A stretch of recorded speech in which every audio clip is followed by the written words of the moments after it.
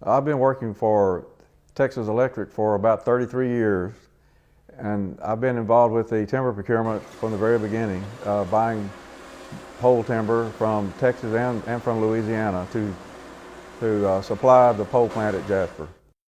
I have 4 pole markers. I do, primarily my responsibility is to buy the pole timber and to make sure that my markers have a place to select poles and to harvest.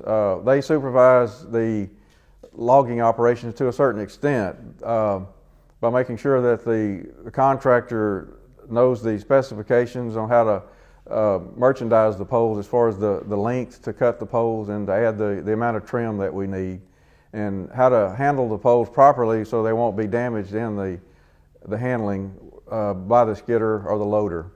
Well, the 4 major southern pines, the loblolly, shortleaf, slash, and longleaf, they comprise about 80% of the total wood pole volume that's manufactured in the U.S.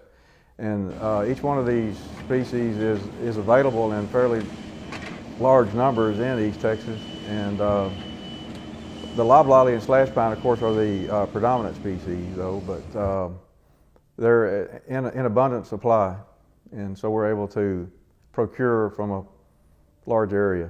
Longleaf is definitely the preferred species for poles because of its qualities of growing in a straight stem and producing a large volume of poles per acre. The characteristics of longleaf really suit the specifications for poles, primarily straightness and the wood quality.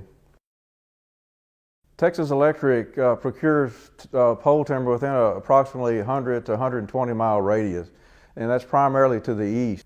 East Texas and then southwestern Louisiana is a prime area. That's where we do most of our timber procurement. As we know, there's a movement on throughout the South to reincorporate longleaf into management plans and reforestation efforts.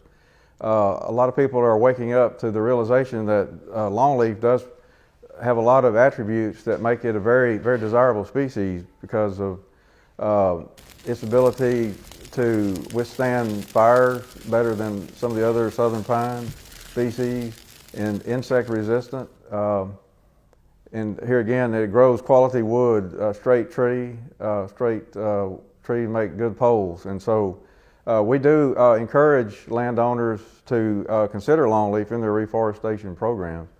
And it can enhance the value when it comes time to sell timber, that their bottom line can be enhanced substantially by the pole volume. I haven't really talked about the values other than for merchantable timber product, but absolutely longleaf has a value as far as wildlife management and even grazing or other ecological attributes. The logic behind to restore a heritage or a legacy is absolutely one that's I think near and dear to a lot of landowners that have been blessed to have ownership to change hands and keep it in the family for many years, and to understand that longleaf in the early days was probably the major component of that stand, and realize that it does enhance the value of the timber, and for all the different reasons we talk about, not just monetary but ecologically. There are some areas that are just better served by growing longleaf.